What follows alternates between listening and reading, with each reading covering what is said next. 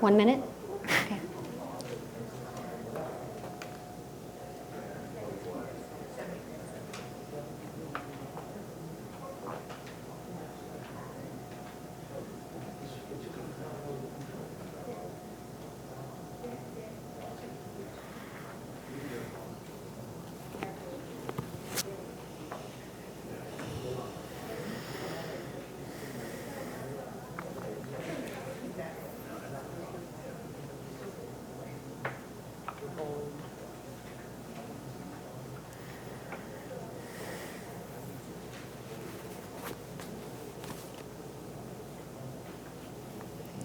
Good afternoon, Shana Tova. I'm so glad that all of you could be here, and by you, I mean not only those who are physically present with us today in Beer Chapel, but also all of you who are at home and joining us via live stream. We can feel your presence here. We know that wherever we pitch our tent, you are with us and God shows up too, so we appreciate your being here this afternoon. It's my honor to welcome our friend, teacher, and leader, Rabbi Rick Jacobs. As the president of the Union for Reform Judaism, Rabbi Jacobs is the leader of our Reform movement, which is comprised of 850 congregations and nearly 1.5 million Jews in North America. And we at Central are proud to be among one of those congregations. Rabbi Jacobs leads us in raising a moral and compassionate voice in the public square. And this year, he has led the Reform movement through a process of soul-searching and teshuvah related to instances of harassment and abuse that have gone unacknowledged for too long in our communities. As part of this effort, he has issued a statement entitled Jewish Institutions Must Also Do Teshuvah, and I will be posting a link to that in our Facebook comments so that you can read it later today on Yom Kippur. And we are honored to learn from Rabbi Jacobs today about our tradition's call for restorative justice. There will be time for questions and answers, and for those of us joining us on Facebook Live, we welcome your participation in the Q&A portion of today's discussion. I will be monitoring the comments both in and outside the room. And so with that, I welcome Rabbi Jacobs to offer some words of Torah.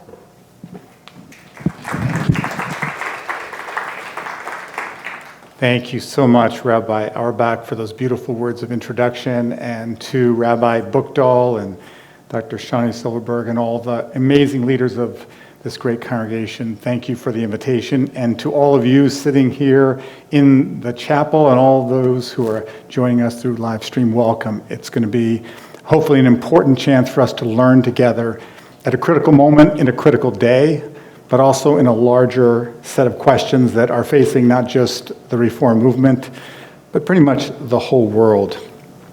I want to start with a story about restorative justice.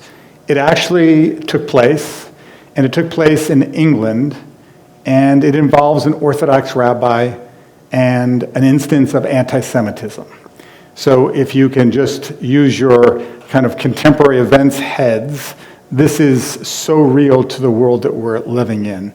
Well, it turns out it goes back a couple of years. It's in March of 2016. This is the opening text. And I'm just going to summarize it and give the key point that I want us to take away. So in March of 2016, there were two men who drove through a very Jewish section of Prestwich, which is an area in Manchester, England, very, very densely populated by the Jewish community, and is aggressively spewing out anti-Semitic hate. Well, it turns out there was a wonderful Orthodox rabbi, I don't know him, but Rabbi Amir Elituv, who happened to be driving, happened to witness, and took a picture of the car, license plate, got it to the police. The police were able to apprehend the individual, and they brought the individual in. So the police presented two options to the rabbi. The rabbi said, I could go to court, or a restorative justice process could be followed, where the offenders would have to face to the impact of what they had done. And what did the rabbi say? He said, I felt that the offenders needed to understand the true impact of their actions and to become better examples to their own children and friends. So I opted for restorative justice. He faced the individual. Now, you might say there are cases where that seems like a very noble thing to do, but you probably don't need to raise your hand. I can identify many examples where it would be very dangerous and probably not even possible. But the idea of restorative justice is the notion that healing harms isn't simply a question of what do we do with the offender, but what do we do with all those who may be impacted? And is there a chance that we could in some way restore, heal, repair, and not just punish? Again, I'm not saying we should get rid of the entire criminal justice system and never punish. But the restorative notion, which is deeply embedded in the Jewish tradition, we see it, we're going to see it in a series of Jewish texts, is a notion that healing harm is something that is very demanding. It's not something we do quickly. It's not something we can do at one point in our lives. It's an ongoing process that requires enormous dedication, backbone, and willingness to face uncomfortable situations. But every so often, not in all cases, something transformational can actually happen. So if you look at the second text on your sheet, one of the people who's thought of as sort of one of the founders of the restorative justice movement, Howard Zier, who's an American criminologist, and he notes in a number of his books that there are weaknesses in any criminal justice system. And one of the things that he really underscores is that the notion that victims are not unimportant. And so often in a criminal justice focus, we focus on the perpetrator, the offender. What happens when we actually zoom out and we think of the victim, or maybe in many cases when we're talking about institutions and large systems, many victims? What do we do? Is it enough just to punish? So today, on this day when we spend most of the hours praying, reflecting, it's important for all of us to just be reminded that we can be in temple for 3 days straight. But the work of restorative justice, the work of teshuvah, would not be accomplished no matter how many hours we spend in temple, because it involves a whole set of actions and a whole spiritual discipline that requires enormous amounts of energy. It also helps us to be in temple. I'm not going to make one argument against being in temple. It's great, because it gives us a chance to reflect and even hold a mirror up to ourselves and sometimes a window to the world and be able to see where it is that maybe we have overlooked something that we have experienced either as an offender or as a victim. And how do we think of restoring a whole system, a whole community, to bring that kind of wholeness? That is, of course, what's really, really critical. The third text is a series of steps that Maimonides, the great Moses Maimonides, also known as the Rambam, has a number of really transformational works. His Guide for the Perplexed, his great work of philosophy. And then he codifies Jewish law in what he calls the Mishnah Torah. And he has a section on repentance, teshuvah. So I wanted to just give an outline of some of what we're going to see, which is that the process of teshuvah is more than saying we're sorry. It's more than hoping to do better. It actually involves very concrete, specific steps. So first is verbally confessing, owning a mistake. Second is to really feel remorse, not just to say the words. And then to right the wrong, if it is possible. What could I do to make right, make restitution, make reparation for the thing that I did that caused harm? And then fourth, what happens when I'm in the next phase of my life and I have a similar situation? Do I act differently? That's the real test. So the point is, it's never too late. We're almost concluding Yom Kippur, but the gates are going to be open, no worries. We know the gates stay open for this work endlessly. And for many of us, the kind of issues that I'm going to lay out in front of us are so deep and so profound that it's going to require many of us to work very, very diligently to make sure that we can move in the right direction. So I want to focus on confession or apology. Look at the next text towards the bottom of page 1, confession, apology.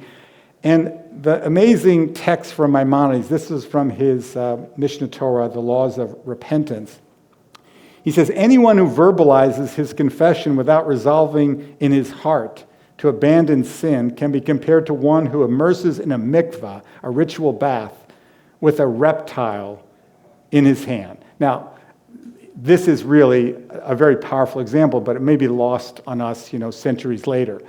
A ritual bath is a place you go to be purified. A reptile is actually a source of impurity. So to go into a mikvah with a reptile is to defeat the whole purpose. So what he's saying is, if there's not sincerity, if there's not deep remorse, it's not an apology.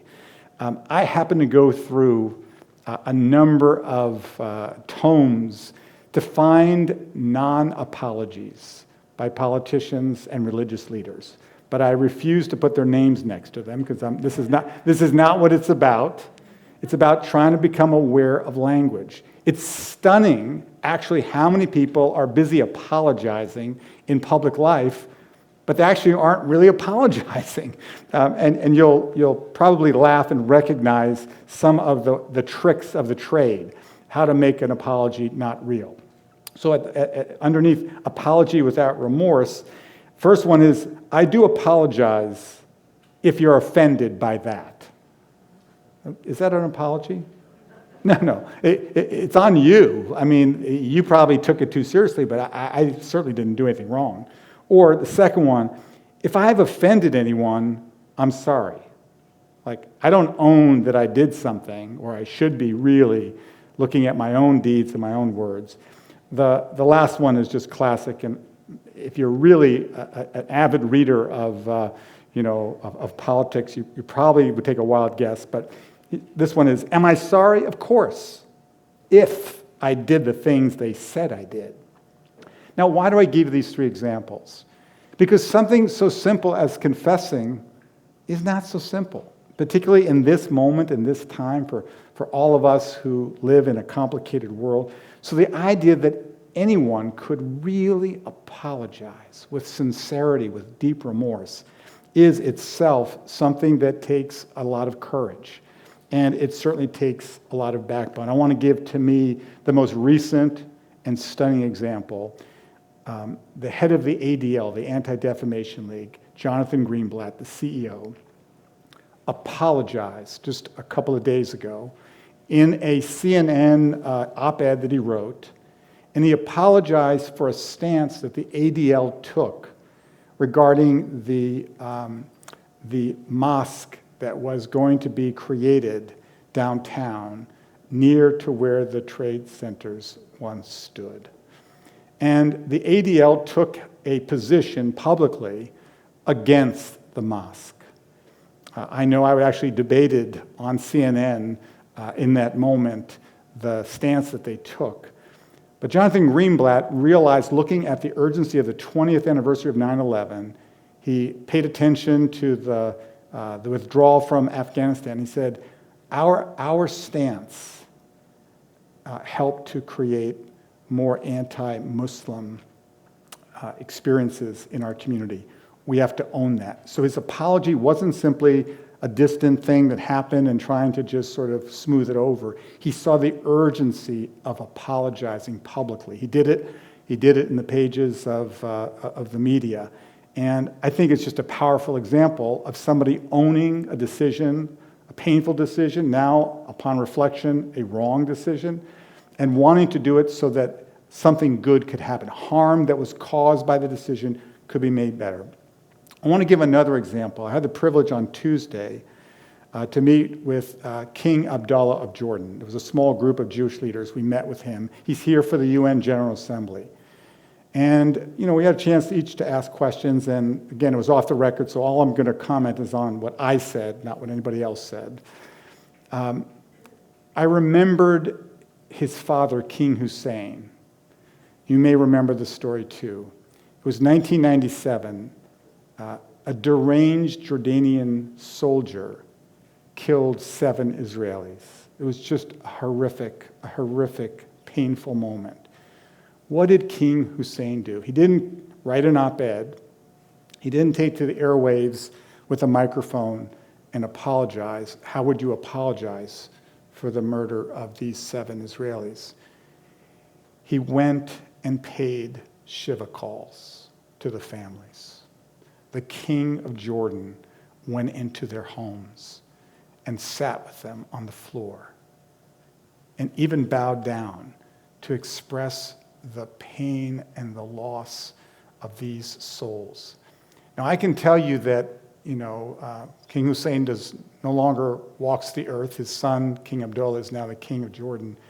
That gesture of not just apology, but of the deepest expression of solidarity and of condolence was itself a catalyst. It already was the case that Jordan and Israel had a peace agreement already in 1994. But that gesture expressed so deeply to the Israeli people that there was a real deep relationship that could not be undermined even by this horrific accident that happened, that took these 7 lives. So I put that out there because, sincere apology, a sincere confession can actually change things. It can move history, it can move issues, and it can, in fact, move a community. So now we're on the second page. If you haven't, sometimes I jump around a little bit. There's a section just towards the top, healing harm. And there's a teaching there by Jericho Vincent, who is a person who grew up in the ultra-Orthodox community, went on to get a master's degree from the Kennedy School at Harvard, and has been a very profound teacher of restorative justice and Judaism, the places where the places where there is deep synergy. It could be that restorative justice affects Jewish practice and Jewish experience. It can also be the case that Jewish practice and teachings can affect restorative justice. They are very powerful in bringing those two together. And one of the things I think is really powerful in Jericho Vincent's little excerpt is the notion that restorative justice also assumes that restitution is possible even in the case of grave harm. And not a minor hurt or abrasion, but a deep, deep harm. Even in those cases, there is the possibility that there could be some form of healing. It doesn't mean that you can ever go back to the example with King Hussein.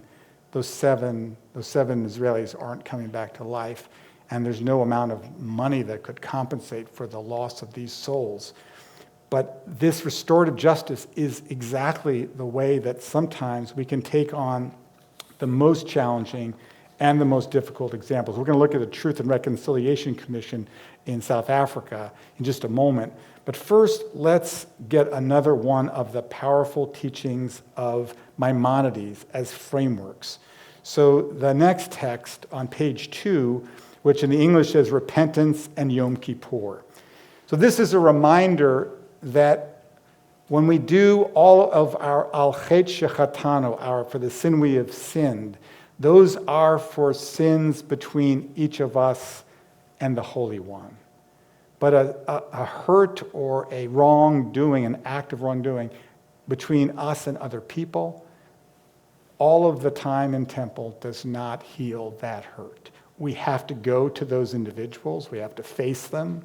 We have to not just beat our chest, but we have to say in clear language, I did something really objectionable and hurtful and painful, and I'm deeply sorry. And then we have to move through the stages of that repair and that healing.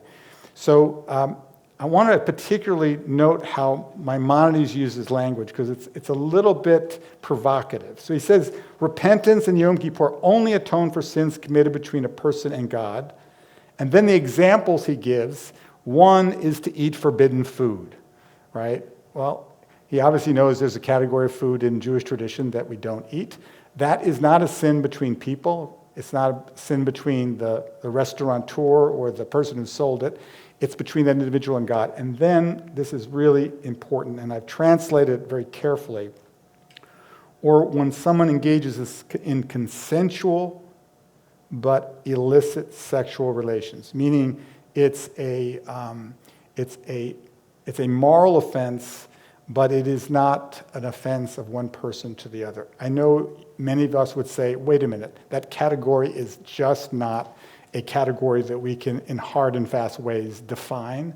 But just note that he includes some forms of sexual immorality, sexual misconduct, but thinks that this example he's thinking of is between God and those individuals. They're obviously, most of the individuals that we think about, it's between one human and the other. And here is maybe the hardest piece of the whole teaching today, which is Maimonides believes that you have to make restitution. You have to, in some way, do something specifically to repair the wrong. Now, if I took $5 from you, the easy thing for me to do to correct that would be to give you $5 back. But Maimonides says that's not enough. If you've actually done something that caused harm, it might not be an economic or financial matter, you've also probably harmed that individual, their sense of pride, their sense of personhood, whatever that might be. And he says you have to appease. You have to try and really seek out their forgiveness. So just apologizing insincerely, no. Apologizing sincerely, still not enough.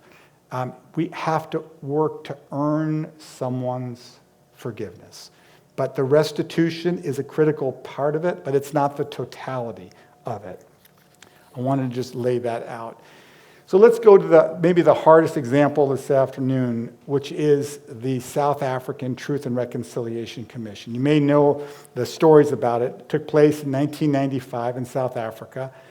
And here they had the end of the apartheid rule. How would they somehow bring healing to a society that was literally torn apart? Was there some way? Now, this isn't the only thing that they did, but it's really powerful to see that this is not a legal process.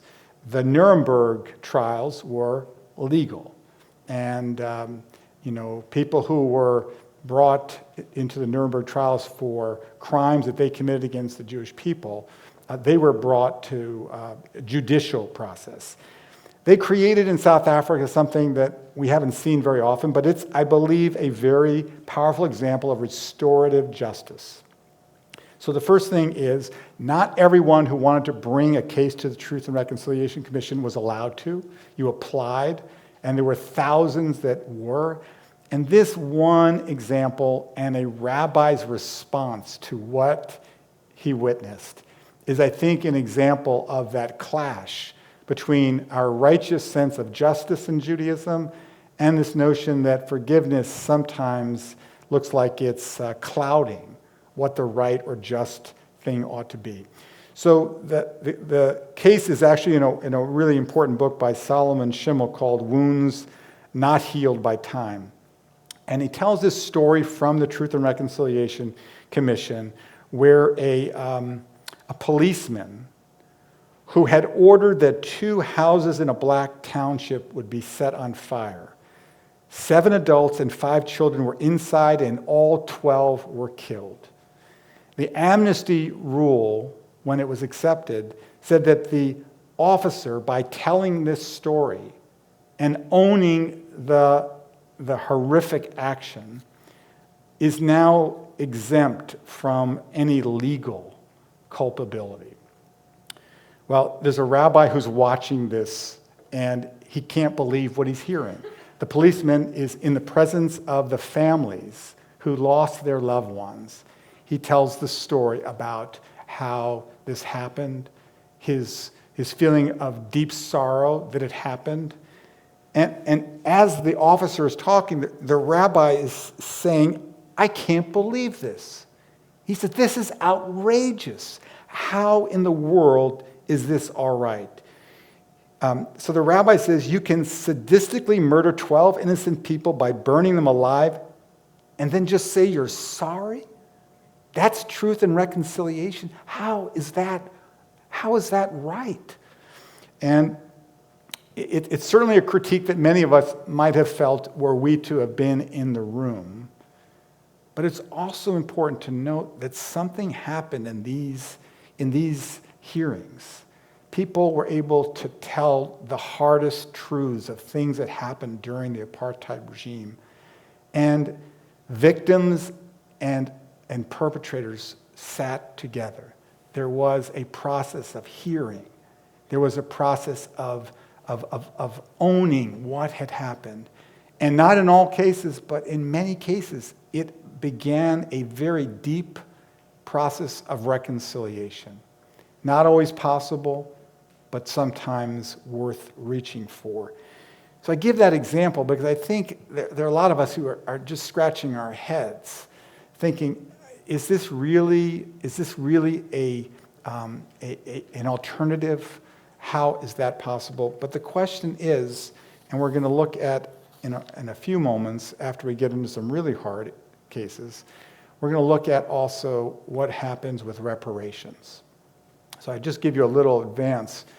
If we think about reparations with Germany, everyone's aware that Germany contributed enormous sums of reparations to the state of Israel.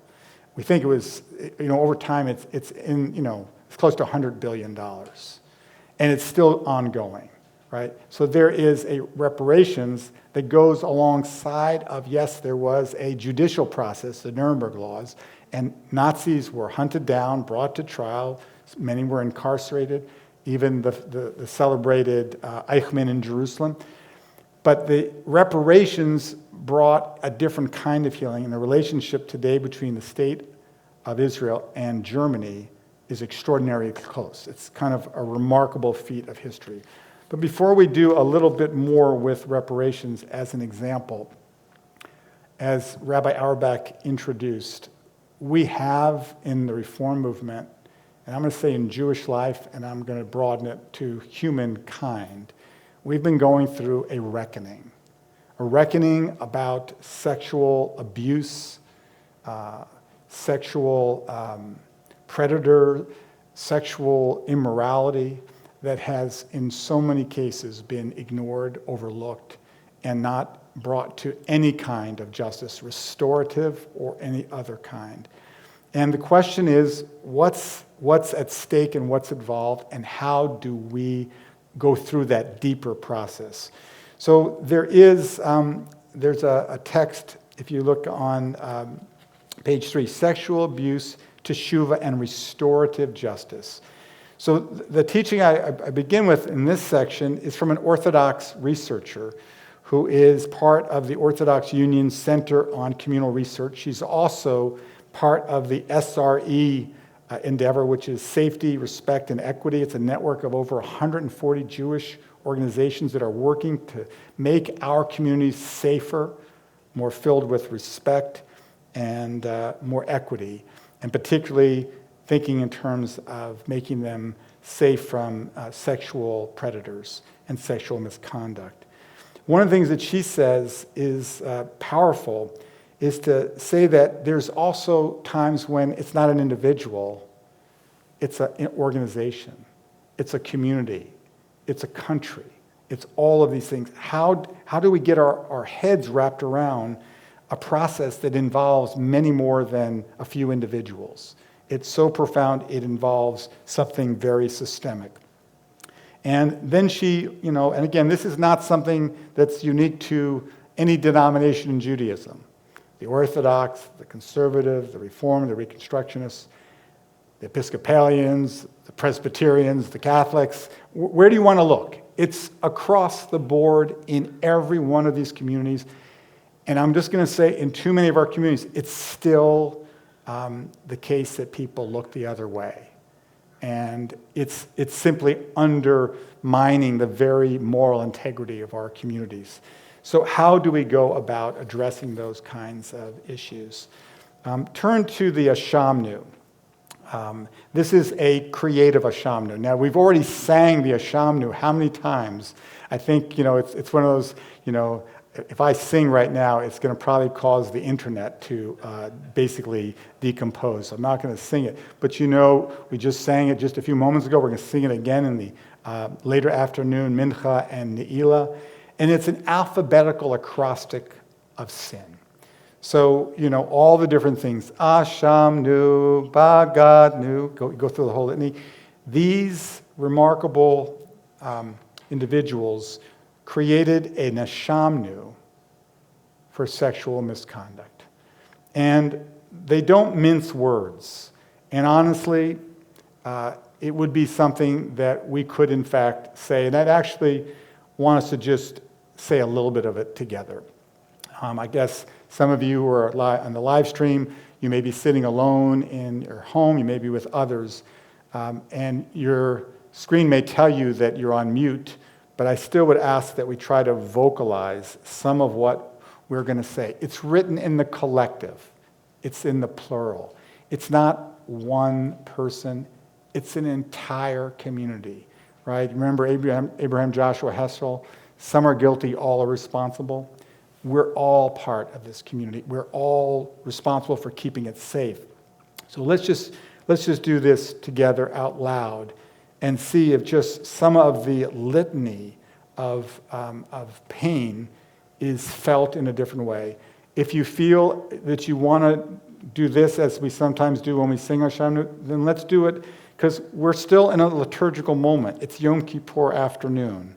It's not Thursday, it's Yom Kippur. So I think this is one of the most powerful ways for a community to own what has happened and what has still not happened. So let's say this one together. We abused our power. We didn't believe survivors. We were complicit. We demeaned. We echoed the majority. We focused on our own self-interest over safety. We gave abusers opportunities to further harm. We humiliated survivors. We ignored our impact. We justified inappropriate behavior. We kept abusers in power. We laughed at jokes that supported rape culture. We marginalized narratives that weren't easy to digest. We normalized problematic behavior. We ostracized victims. We participated in the erasure of survivors' voices. We questioned survivors' motivations. We reinforced harmful myths. We silenced voices trying to come forward. We trivialized. We didn't use safe protocols. We violated boundaries. We waited too long to take action. We exonerated perpetrators who didn't repent. We yielded to our basest impulses. We zealously defended perpetrators of harm. That's not an easy litany to recite, to read, and to have a sense that these are real harms that have been done. And the call to collective responsibility is very real. And frankly, it's underway, but it is so powerful on Yom Kippur for us to think about clearly what we individually have done, but how we also participate in some of the larger harms of community and society, and how we repair and heal is in many ways the same process of confessing, of owning, of having genuine remorse, and then working with restitution and reparations, and then making sure that in the future, when similar conditions arise that might allow certain behaviors, that we collectively act differently. Rabbi Auerbach mentioned that we in the Reform movement have been very clear to take ownership of what has gone on. Again, there are many different examples. I will use none of them. I just want us to be literally at that level that we can see and protect and own behaviors for our entire community. But the section called Ethical Accountability is literally in a video message that was sent out yesterday to the Reform movement and on social media sent out widely. because it's important for an apology and a confession and to own something, for it to go not just to the people you bump into, but into the widest possible arenas, that people could know what it is that we are committed to do, and to make restitution, and to heal the harms when possible, and restorative justice, and to put victims' experiences at the center, right?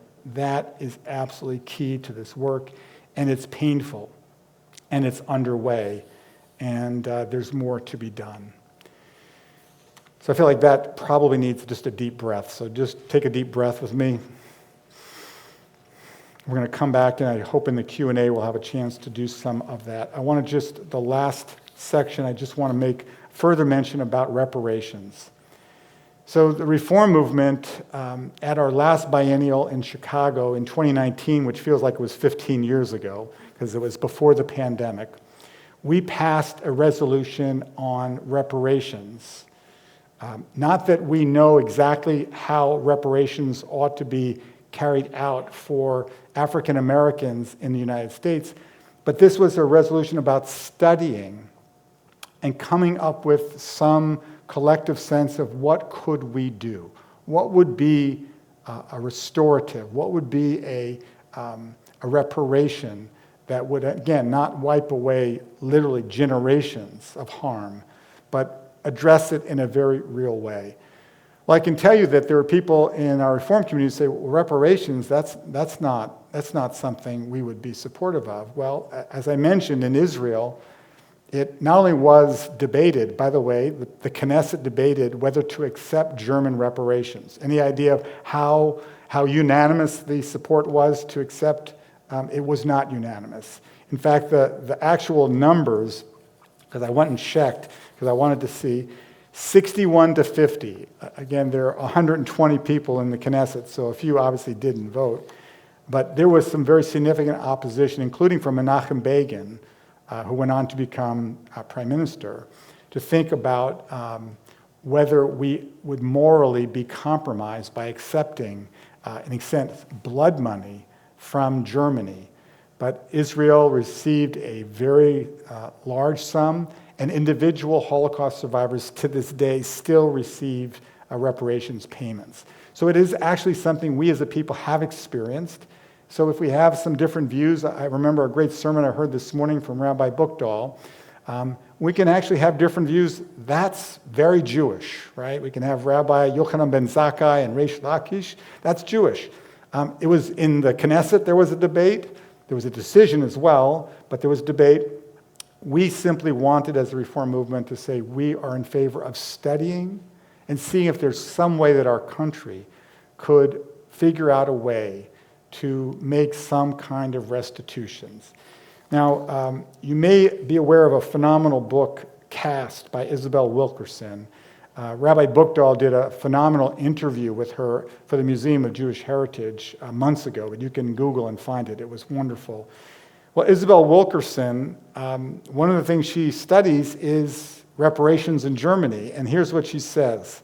She says, in Germany, restitution has rightly been paid and continues to be paid to survivors of the Holocaust.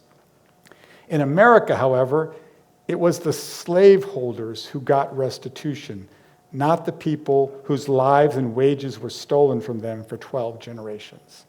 It's a kind of staggering thing just to contemplate for a moment. So what is reparations? Reparations is part of Maimonides' sequence of healing harm. It's not enough to say I'm sorry. It's not enough to even mean that I'm sorry.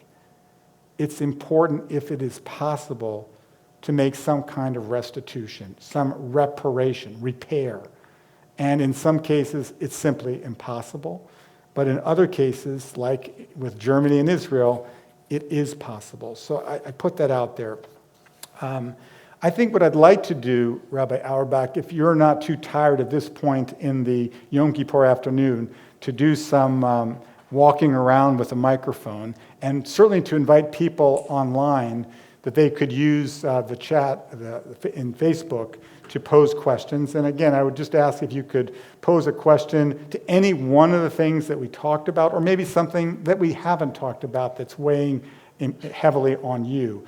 Let's have the last bit of time be Q&A, and then I'll just conclude with a couple of reflections. But let's open the floor to questions, and in person here in the chapel or online as well.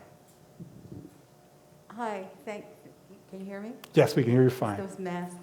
I'm glad that you mentioned the book Cast, and the other books like that. There's the Black Lives Matter movement and the Me Too movement, and but going just specifically on the original sin of slavery in this country, I think a lot of people are coming to a personal understanding of just how horrendous it is. And so my question is, without waiting for debates in Congress about something like reparations, what can individuals do to, you can say, well, I wasn't there, but this is our heritage that we're living on, and this is this inequity that we see before us. What could people do as individuals, and what could Jews do specifically? So I love the question, because it really puts it, right on the line. I think if we just think of Yom Kippur and some of the texts from Maimonides, we actually have a set of steps to take.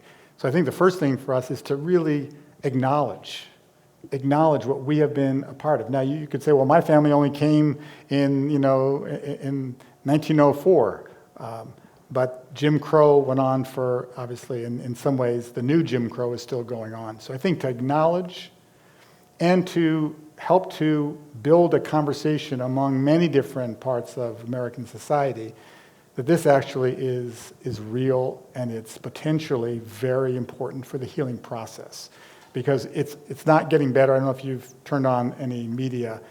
You could argue that we're actually getting worse and worse, and the divisions and the hatred and the racial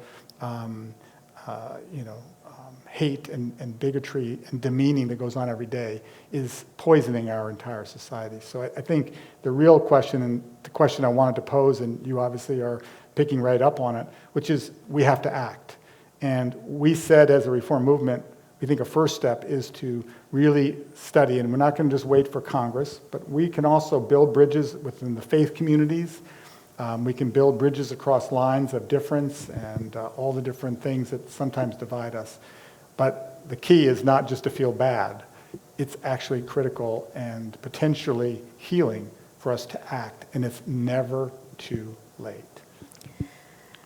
So there's a theme in some of the questions from Facebook, which is, what is our obligation to accept an apology? And I'm thinking particularly of cases where someone who is a survivor of abuse may have, for their own self-care, drawn a strong boundary and doesn't want further contact or just isn't in the place. So are we obligated to accept an apology? And if someone isn't ready to accept an apology from us, what does teshuvah look like then?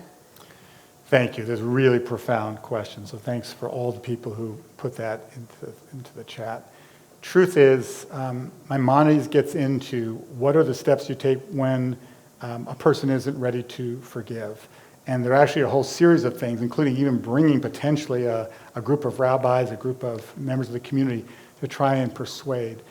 But I would just say there's something called unearned forgiveness, which is not a tremendous section of Jewish practice, which is when the Pope was shot, and if you remember John Paul when he was shot, he went to the hospital and he forgave the man who had tried to murder him. The man had no remorse, did not apologize, did not feel badly, sorry that he didn't kill him, and others as well.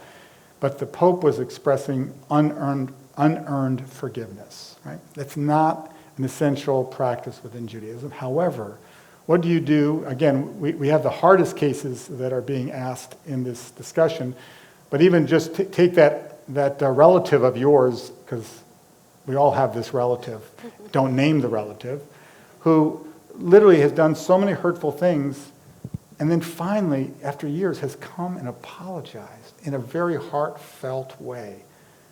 Are all of us quick to grant forgiveness? I think we all struggle with this. So this is a real category. And I think in the cases of abuse, I feel like there's extra protective. I think there's absolutely no way to coerce someone to forgive in some of those cases. I'll just give the one, Rabbi Harold Kushner, just a brilliant, phenomenal rabbi. He gave a sermon about forgiveness on Yom Kippur many years ago. And he said, even in the case of a divorce, you have to forgive. And a woman called him, literally, the final shofar blast was sounded. Moments later, this member of the congregation said, I got to talk to you, Rabbi Kushner. She came in, she said, how in the world? You know what my ex did to me. You know the kind of hate and the kind of pain he inflicted. And you think I should be forgiving this individual? Rabbi Kushner said, it's not that this person has earned your forgiveness, but it's the way you're going to be able to let go. This person is tormenting you 24/7. So that's not my answer to the one who's the survivor of abuse. But sometimes we forgive as a way to let go and be able to move on in our life. And it isn't always that, kind of therapeutic moment of embracing. Sometimes it comes from a necessity of self-preservation. But this is getting into the really hard work.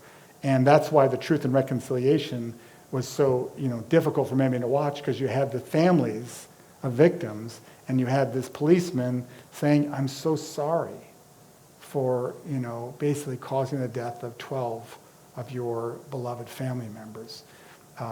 That's not what our tradition says, but Maimonides lays out what our work is, and it's serious, and it's in front of us, and it's for all of us. Thank you. Other questions? Hi, I have a comment more than a question. I just want to open the lens a little wider and have us include Native Americans, who are the oldest practitioners of restorative justice in America and need restorative justice. And one other comment is, one of the things that I always say when somebody says, well, what can I do? I wasn't involved. One of the things I say is vote, because we choose the people who do make those systemic changes. Thank you. So that widening is so appreciated. Of course, of course. And once we widen the lens, we can look all over the globe and we can find many places. But we also need to start in the places where we have some, ability to move and to reshape. Thank you so much. Rabbi, reparations. It's on. Oh, sorry.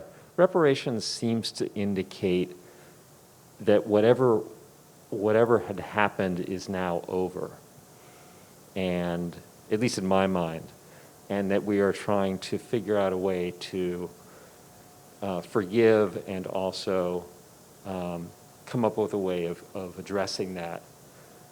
What about the situations, and how does this fit in within the concept of reparations? What about the situation that was just referred to, where we witness an ongoing challenge? And you had mentioned the new Jim Crow and presumably the voting right restrictions. What is our obligation within the context of Maimonides to fight within that concept? So I think it would probably be a bit of rabbinic malpractice for me to say, I know what Maimonides would say exactly in this moment. That's probably over the line. But what I would say, that the sort of methodology that he outlines, and we've been trying to use as our lens for looking at this, is to say that, it's not that all of a sudden, some dollars are exchanged and, something is simply wiped out. But what he's saying is there must be some process by which there is some reparations, restoration, restitution that must be, and that it is the key, is what happens down the road. So voting rights, let's take voting rights. It's one of the most distressing things going on right now in America. And, if you think about Jim Crow, and you don't put it together and say, we're being tested now in a very real way. Are the polls, is the franchise open to everyone? And all those barriers that were kept so that particularly African Americans and many other marginalized communities in America were kept from voting?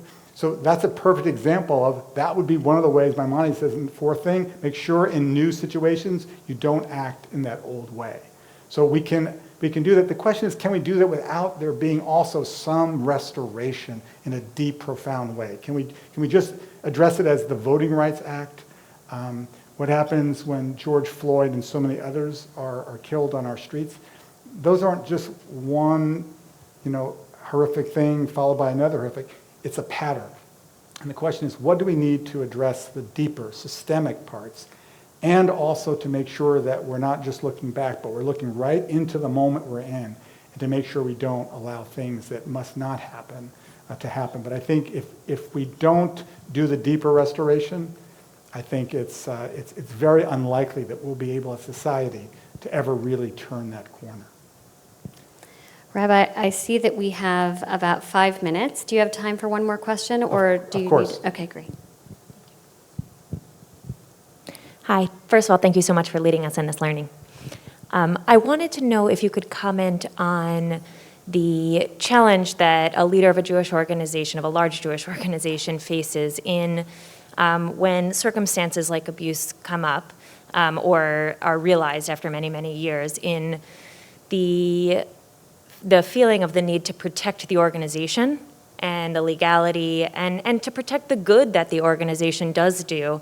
And of course, with the need to protect the individuals. So thank you for the question. Not theoretical for me. And every day I wake up with this enormous honor and responsibility of leading the reform movement. I think to protect the organization at the expense of individuals is just, that's just throwing morality out the window. I think there must be a way to do what's right in those situations, and that means to be accountable for what we have done. And that's our stance going forward. And it is certainly an evolving sense of what an organization needs to do to be accountable today. What are the preventative systems that are in place? What are the ways in which we overlook the way that staff and volunteers and all those places? So I think it's been an operative assumption that protecting the institution means denying and being unwilling to apologize and to face and to try and do whatever we can to heal harms and to prevent further harms. Those are moral imperatives. Those are Judaic bottom lines. And we have to go out of business if we can't keep those bottom lines and going forward. So I want to just give you one last example. Happened a couple of weeks ago. Do you know when the Prime Minister of Israel, Naftali Bennett, was in Washington to meet with President Biden? He had to spend Shabbat because the delay was a pretty horrific week in the life of our country and the exit from Afghanistan. So he stayed over on Shabbat. And you'll see this towards the bottom of the fourth page. And they put him up. He's actually an observant Jew. He's traditional. He would probably say he's a modern Orthodox Jew. And before, there were about 10 minutes before Shabbat, they were in a hotel ballroom, very small one, but set up as a sanctuary for services. And he's the Prime Minister of Israel, and he's got the media there. He's got his staff there. He says, we got 10 minutes, I'm going to give a little Devar Torah. Do you love that? I love that that's the way he thinks. And by the way, let me just say, truth to just name it, Naftali Bennett and I probably disagree on many, many things. But apropos of Rabbi Buchdahl's sermon, deep respect. We agree on many things as well. So he says his lesson, and this was cataloged by a journalist from the Jerusalem Post who was there. And so she summarizes what is his Devar Torah. She says he launched into a second lesson comparing the sins of King Saul and David and their repentance. The bottom line was that a leader is judged not only by his mistakes, but by whether he owns up to and learns from them. Now, he's not apologizing for something specific he did, but I love a political leader who just says we actually have a tradition. We have obligations, and if we're in public life, in responsible positions, we actually have to hold ourselves accountable. And I thought that was inspired. So the final word is, Yom Kippur isn't over, friends. And the goal here is to find our most authentic core. And that's what tshuva is. It's restitution, it's confession, it's remorse, it's identity, but it's also finding who we are in our innermost selves. And Rabbi Abahu, in the last text from the Tractate Brachot of the Babylonian Talmud, says, where those who have gone through a process of tshuva, where they stand, no one else can stand. The fully righteous, you move to the side. Those people who have worked this through are some of the most inspired people on the planet. That's all of us. We're all working through it. And if we're not aware of anything we've done that's wrong, it means we're probably not aware enough, right? We all are aware of things that we do that cause harms, and it's certainly the case that collectively we have much work to do. But the good news is we've got a couple of hours today. The gates are open, the openness of this process, and we have tomorrow, and we have next week and next month. So let's do the work together, but let's do it deeply, and let's, in the process, change ourselves and change the world. Shana Tova.